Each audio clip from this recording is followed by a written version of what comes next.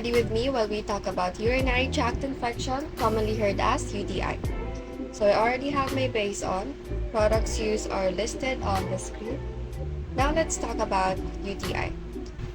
So na-experience nyo na ba na parang mahapde or mainit sa pakiramdam kapag ka umiihi? If you do, then you might have UTI. So what is UTI?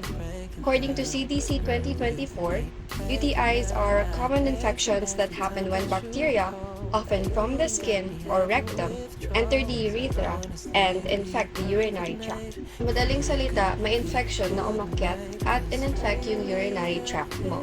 There are two types of urinary tract infection. First, we have the bladder infection, which is the most common type of UTI, also known as cystitis, and kidney infection, which is less common but much more serious, which is known as pyelonephritis.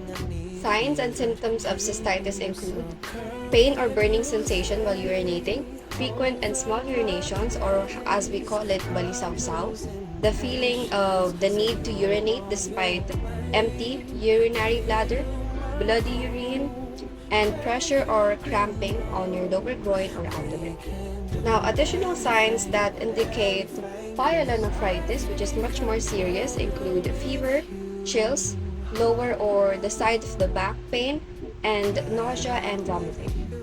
If you're currently experiencing these signs and symptoms, then it's best to consult a healthcare provider and get it checked out because after all, prevention is better than cure. Now, females are more prone to contracting urinary tract infections because their urethra are smaller, or rather shorter and closer to the rectum.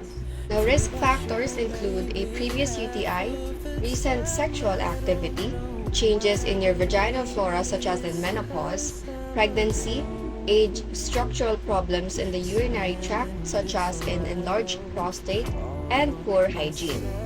Now let's focus on prevention. First, you can prevent UTI by urinating after sexual activity.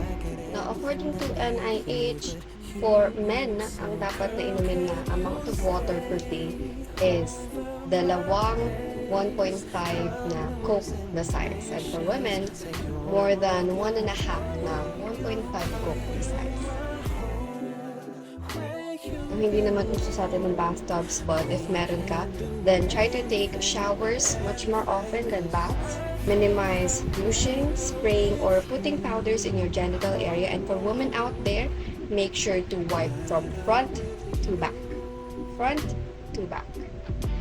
Now, if you do have a urinary tract infection, make sure to follow your physician's orders. Drink plenty of water and take antibiotics precisely as your physician tells you. Huwag makulit. Now our makeup is done and so is our health topic for today's Get Ready With Me. Remember to take care of your health as much as we love taking care of our appearance. See you soon on the next episode of Regular, but girl, you ain't regular.